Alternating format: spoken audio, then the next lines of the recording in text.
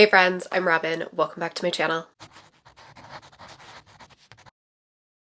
So today we are finally filming my recent reads video. I have attempted to do this video a couple of times and it doesn't happen. The weather doesn't cooperate with me, so I get no sun, and work doesn't cooperate with me because they start messaging me. So we are finally filming a recent reads video. I had I don't know, like 30 books or something since the last time I filmed this, but I decided to just talk about the most recent 12 that I finished. So I have a whole list. There is a huge range of ratings, everywhere from DNFs to 5 stars.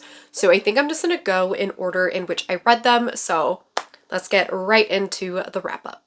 So the first book that I read was A Game of Fate by Scarlett St. Clair. I really kind of fell into a rabbit hole with this series. I have been listening to these on audio. They are available on Scribd as well as through my library. And I decided to read them in the order, not in which they were published, but in the order of the series. So I read A Touch of Darkness and then Game of Fate, and I'll talk about the next book in a minute.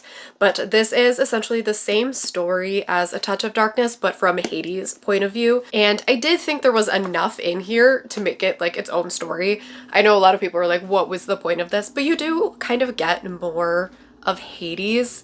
Like, obviously it's from his POV, but there's other storylines that you didn't know about in Touch of Darkness in here, and I just find this series so addictive. I gave this one 4 stars. I gave the first book 4 stars. I don't know what it is about this series, but I can't, it's like candy. I cannot stop reading this series. After that, I went directly into A House of Sky and Breath by Sarah J. Maas. I just talked about this in my winter wrap-up, which I will link up in the cards. I gave this 5 stars. This was unbelievable.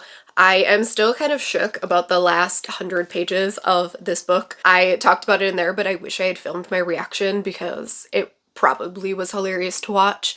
I screamed at the last page. I am still kind of like speechless over this book. It was so, so good. Oh, we're gonna take a puppy intermission. Hello, puppy. Can you say hi? Can you say hi, baby? You're so photogenic. The camera loves you. Alright, I think she's gonna hang out, so hopefully she's not too loud. But after that, I read A Touch of Ruin by Scarlett St. Clair. Like I said, I just kind of fell into this series. They were all available on from my library, so I just went right into this one. This kind of picks up right after A Game of Fate and A Touch of Darkness. Oh my god, I get all of these titles mixed up. I think this one picks up like a couple months later or something like that. This one I didn't love quite as much. I gave this 3 stars in the end. I love the series. It's really addictive. It's really bingeable. It's, like I said, it's not the most eloquently, expertly written story that has ever existed, but something about it is just really, really readable. However, Persephone is ridiculous. She is so obnoxious, and I can't even pinpoint exactly what it is about her that I find so irritating, but she just makes such rash decisions and like jumps to conclusions and doesn't think things through. She like hears something and she's like, this must be what it's about. And she just makes dumb choices. And the entire time that I was reading this book, I just kept thinking, why would Hades want to be with Persephone? And so I didn't like this one quite as much because that thought was always in the back of my mind of like, why does this ancient being want this immature, irrational character? I don't know. 3 stars. I am 100% going to continue out the series. I'm kind of torn between waiting for the next Hades book to come out. So I don't know if I'm going to wait for that one and then read A Touch of Malice, or try to read A Touch of Malice and then read Hades book. I don't know. And now we're taking a cat intermission. So I do have Touch of Malice on a wait list from my library, and we'll get to that once it comes through. After that, I picked up An Impossible Imposter by Deanna Raybourn. This is book, oh my gosh, 1, 2, 3, 4, 5, 6, 7 in the Veronica Speedwell series, and I loved this. So I really, really loved books 1 through 5, and I actually ended up DNFing book 6 for some reason that one just didn't work for me. And I talked to some other people who really love the series and they were like, yeah, that one just, it was kind of a miss. But I really, really loved this one. This one has the mystery element that I loved from those like first 5 books. And so this had a really good mystery in it. The romance between Veronica and Stoker kind of takes a turn in here. I'm not going to go into too much about that because that part is a spoiler. Her and Stoker are working to build this museum. In this book, they are asked to go stay at this house and kind of investigate a mystery under the guise of taking some of their stuff for their museum. And so while they are there, they're trying to identify this character, and all the while you're learning about Veronica's past, which we have not gotten up until this point in the series. I loved getting Veronica's past in here. Was not expecting any of the reveals in here. I was not expecting. And like I said, I don't want to go too much into the relationship part because I don't want to spoil it for anyone, but where this ends off, book 8 better be just 300 pages of Veronica groveling. After that, I read Secrets We Hunt by Dana Isley. Someone did tell me how to pronounce her last name, so thank you to that. But this was the follow-up to Games We Play, and I love this series. This series is so steamy. I did like this one a little bit less than the other one. I ended up giving this one 3.5 stars. I just wasn't as into this romance as book 1, but it was still really well written. I like how these heroes are really possessive and kind of over the top and ridiculous, and just no one writes steamy scenes like Dana Isley, like no one. So I am really, really excited for the book that comes after this because we're kind of getting some hints about things, and I have all of my fingers crossed that it's going to be MMF because I need that. I need it. I need it. I didn't talk about the synopsis. Again, I'm really bad at this. The synopsis for this one is we're following one of the guys from the friend group from Games We Play, and the heroine is a girl from his past. They were best friends. They both had feelings for each other that they didn't know the other one felt, and things happened and the heroine left like in the middle of the night and kind of disappeared, and she stopped returning his calls, all those things, and she just kind of ghosted him. And so we are now flashing to many years in the future, and they both end up at the same wedding from the characters from the Games We Play. They meet again and they have a romance and kind of uncover what tore them apart all those years ago. Content warnings for sexual assault in here, but like I said, this book is steamy, it's well written. I just didn't have the same connection to these characters, which if you read Games We Play, I'm not sure what that says about me as a reader or a person. After that, I listened to Bright Ruined Things by Samantha Coho. This is a totally different direction. This is a YA fantasy. I listened to this on audio, and the audiobook was really good.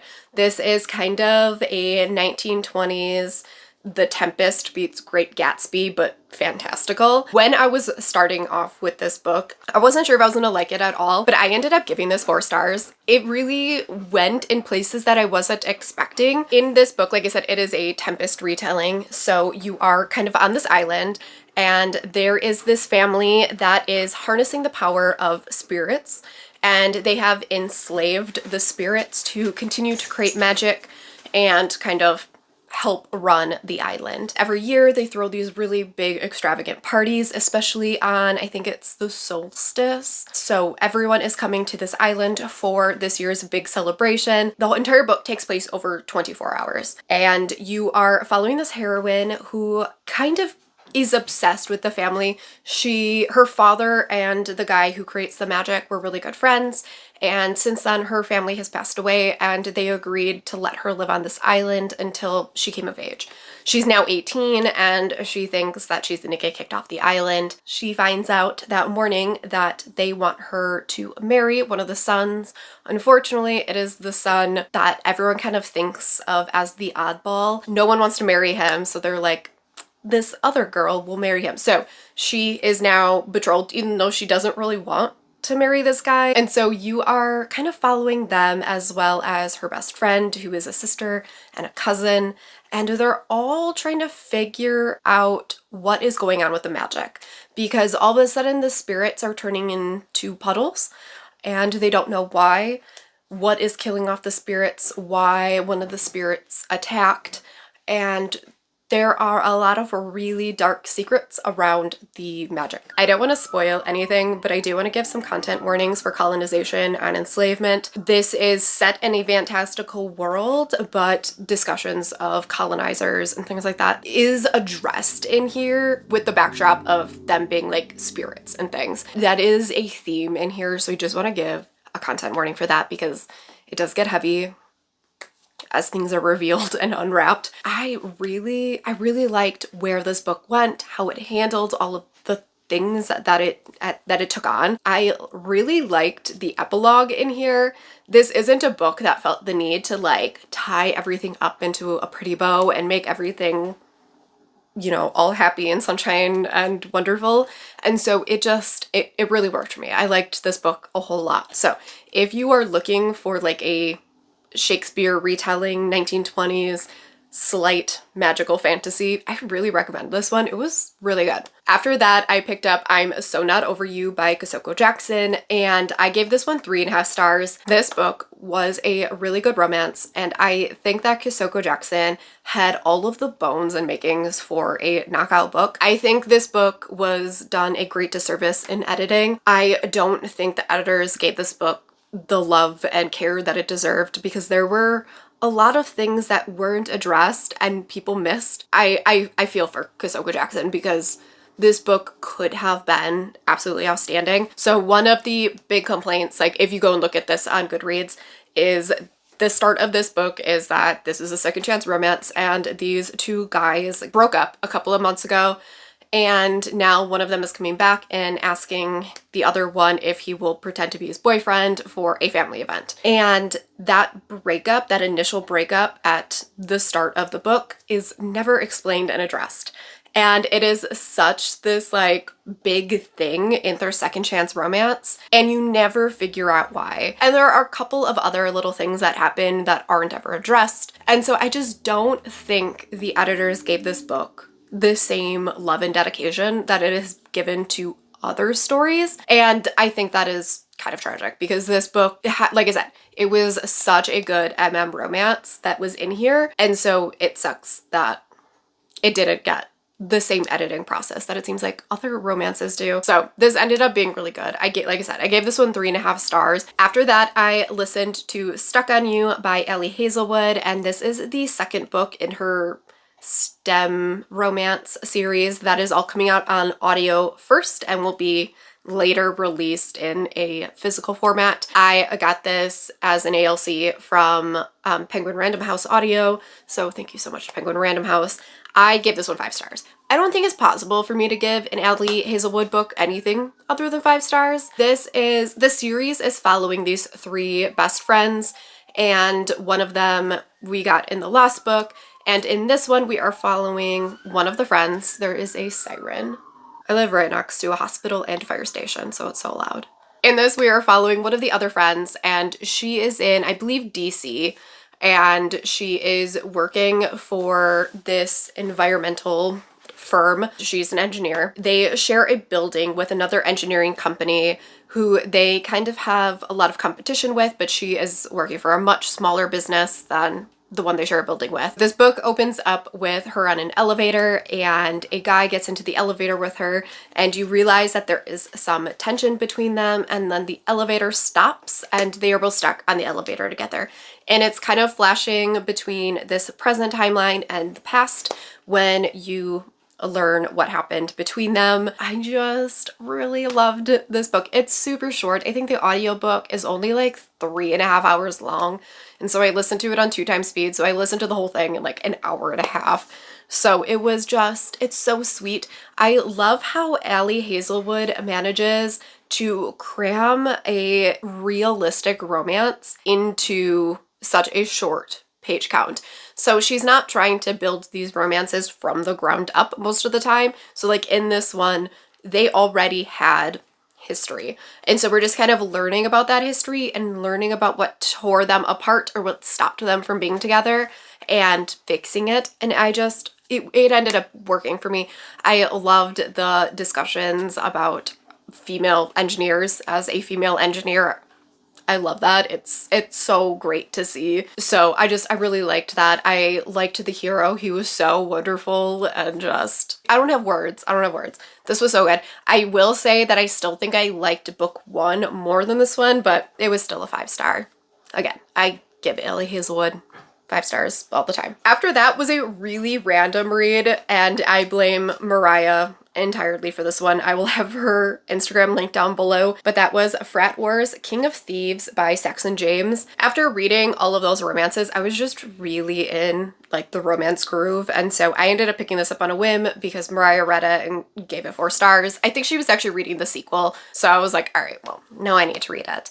And this is an really lighthearted, super low angst romance between these 2 guys in fraternities. Their fraternities have this like goofy rival. They have to kind of like sneak behind their fraternity's back because they have this like rival game that they play. It's just kind of them figuring out whether or not they want to be together and all of these things. It's really, really sweet. It's really corny and cheesy and just kind of like goofy, but I really liked it. I gave it 4 stars. I thought it was really sweet. Like I said, nothing about this was too heavy or too angsty, which I really liked and kind of needed at this point. So really, really liked this. I'm sorry about the dog noises. After that was a really unfortunate one, and that was Mr. Wrong Number by Lynn Painter, and I DNF'd this at 21%. I could not with this heroine.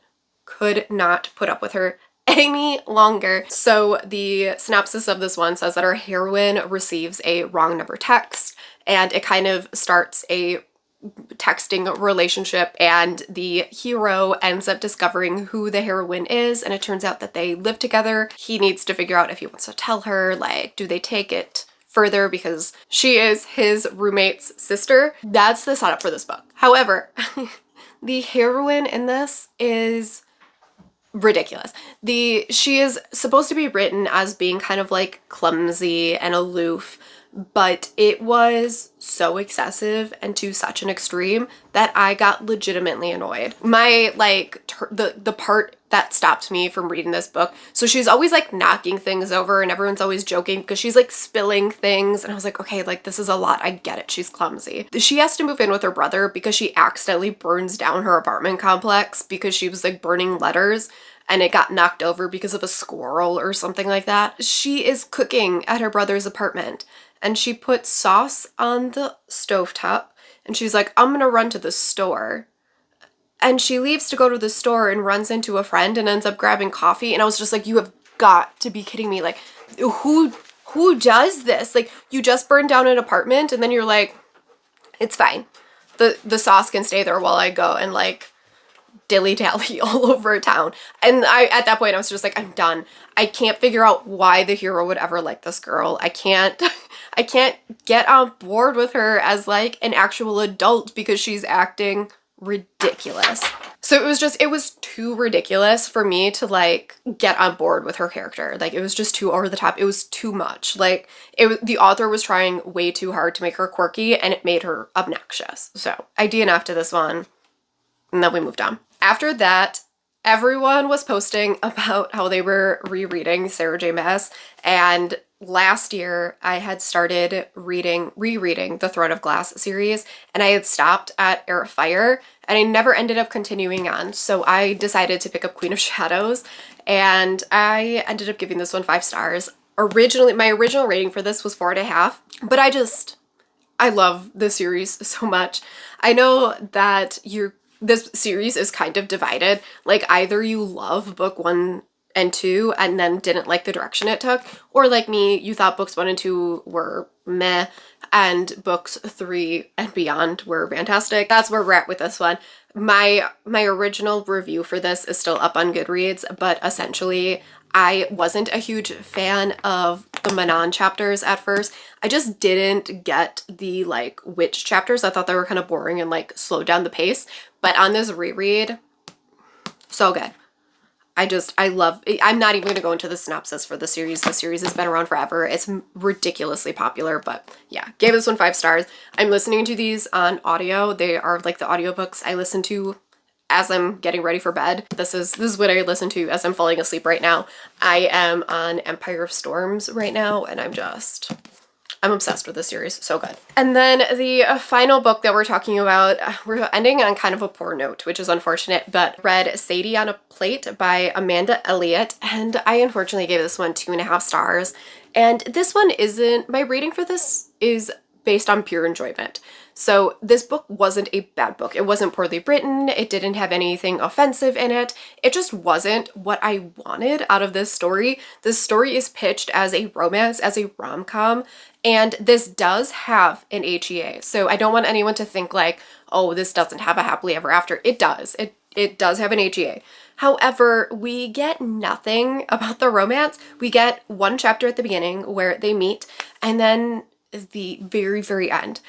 What this story was for 90% of it was a play-by-play of the cooking competition. Like, we get so much cooking competition in here, and I was unbelievably bored. You get every single moment, her brainstorming, her ideas, why she's choosing these dishes, her picking up the ingredients, her chopping the ingredients, her cooking the ingredients, her plating the ingredients, her taking them up to the judges talking about her dish, the elimination process, them driving back. It was just so detailed about the competition. And I was like, I don't even like cooking competitions. I'm here for the romance. And like, you didn't get any of it. There was no romantic buildup. They meet at the beginning. They don't speak for the entire middle section because they can't. And then at the very end, you jump forward a year and they're together. Like, there was no romantic development in this story. It was a cooking competition. And that was it. So I just didn't have a good time with this. I gave it 2.5 stars. It wasn't poorly written. It wasn't bad, offensive, whatever. I was just bored. So that is it for my recent reads. Let me know if you read any of these, if any of these are on your TBR, and I will catch you all in my next video. Bye!